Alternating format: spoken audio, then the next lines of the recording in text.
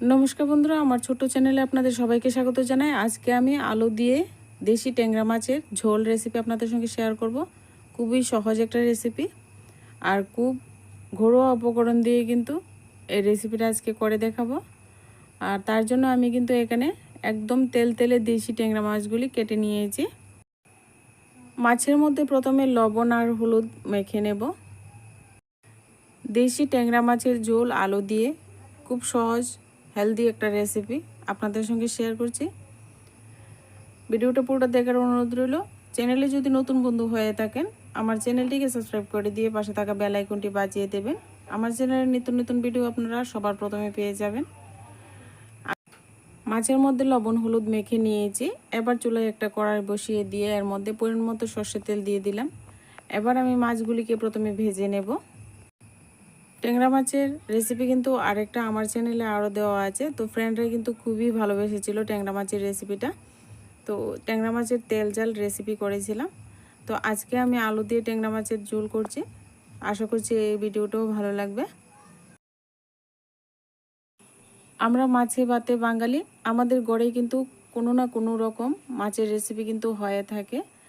তো এরকম রোজকার রান্নাটা যদি একটু পাল্টিয়ে এভাবে রান্নাটা করা যায় তাহলে কিন্তু ভীষণই ভালো লাগে খেতে গরম ভাতের সঙ্গে দুপুরে।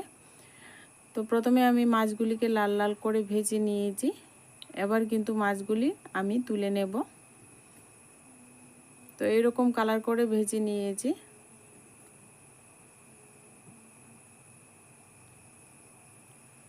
এবার ওই একই কড়াইয়ের মধ্যে দিয়ে দিচ্ছি সর্ষের তেল।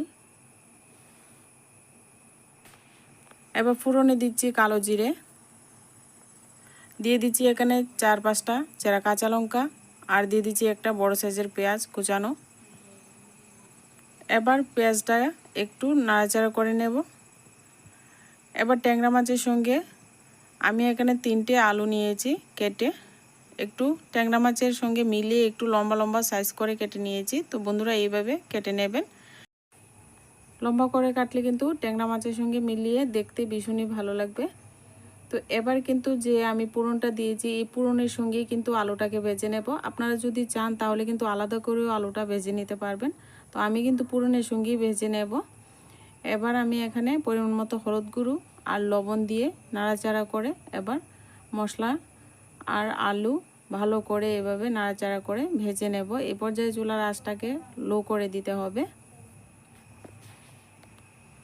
এবার একটু ঢাকা দিয়ে দেব।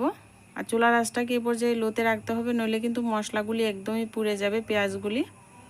তো এবার কিছুক্ষণ পর ঢাকনাটা উঠিয়ে আবারও নাড়াচাড়া করে নেব।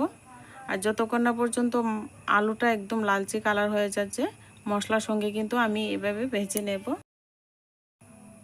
একটু সময় নিয়ে ধৈর্য সহকারে আলুটাকে চুলার আঁচটাকে লোতে রেখে ভেজে নিয়েছি। তো এইভাবে লালচে কালার হয়ে গেছে। আর আমার মশলাটাও দেখুন বন্ধুরা একেবারে পেঁয়াজটা কিন্তু পুড়েও যায়নি। তো এই পর্যায়ে এবার এখানে আমি শুকনো লঙ্কা গুঁড়ো দিয়ে দিলাম পরিমাণ মতো, আর পরিমাণ মতো জিরা ধনে গুঁড়ো দিয়ে দিচ্ছি, ভাজা জিরা ধনে গুঁড়ো। আর এবার জল দিয়ে আলুর সঙ্গে মশলাটাকে কষিয়ে নেব।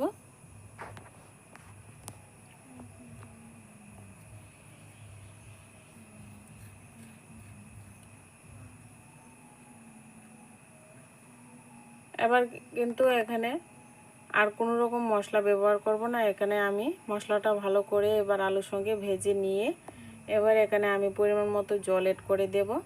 আর ঝোলের পরিমাণটা আপনারা বুঝে দেবেন। আমি কিন্তু আজকে ঝোলটা একটু পাতলা টাইপেরই রাখবো, একটু ঝোলের পরিমাণটা বেশি দেব। এবার ভেজে রাখা মাছগুলি দিয়ে দিলাম। এবার আমি এখানে দিয়ে দেব পরিমাণ মতো লবণ। এবার পরিমাণ মতো লবণ দিয়ে একটু ঢাকনা দিয়ে ঢেকে রেসিপিটা কিন্তু 3-4 মিনিট সময় ধরে ঝোলটা ফুটিয়ে নেব। এবার ঝোলটা কিন্তু 3-4 মিনিট সময় নিয়ে ভালো করে ফুটিয়ে নিয়েছি। আর আলুটাও এদিকে একেবারে সিদ্ধ হয়ে গেছে।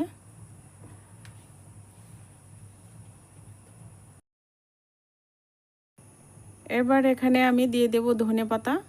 আর আমি কিন্তু সিজনে ধনেপাতা দিচ্ছি না, আমি এখানে বাড়ি ঘরে যে থাকে ওই ধনেপাতাটা দিচ্ছি। আর এই ধনেপাতা দিলে কিন্তু ভীষণই ভালো লাগে খেতে। তো এবার একটু নাড়াচাড়া করে দিয়ে কিন্তু ঝোলটাকে আর একটু সময় রান্নাটা করে নেব। আর আমার চ্যানেলের রেসিপি যদি ভালো লাগে অবশ্যই চ্যানেলটিকে সাবস্ক্রাইব করে দিয়ে পাশে থাকা বেল আইকনটি বাজিয়ে দেবেন। ভিডিও ভালো লাগলে অবশ্যই একটু লাইক করে দেবেন। আবার একটু ঢাকনা দিয়ে ঢেকে চুলার আঁচটাকে বন্ধ করে দেব। এবার 1 মিনিট পর ঢাকনাটা তুলে দেখিয়ে দিচ্ছি, একেবারে তেল উঠে গেছে বন্ধুরা। তো রেসিপি কিন্তু একবারে রেডি পরিবেশন করার জন্য। আজকে ভিডিওটা এই পর্যন্তই, দেখা হচ্ছে নেক্সট ভিডিওতে।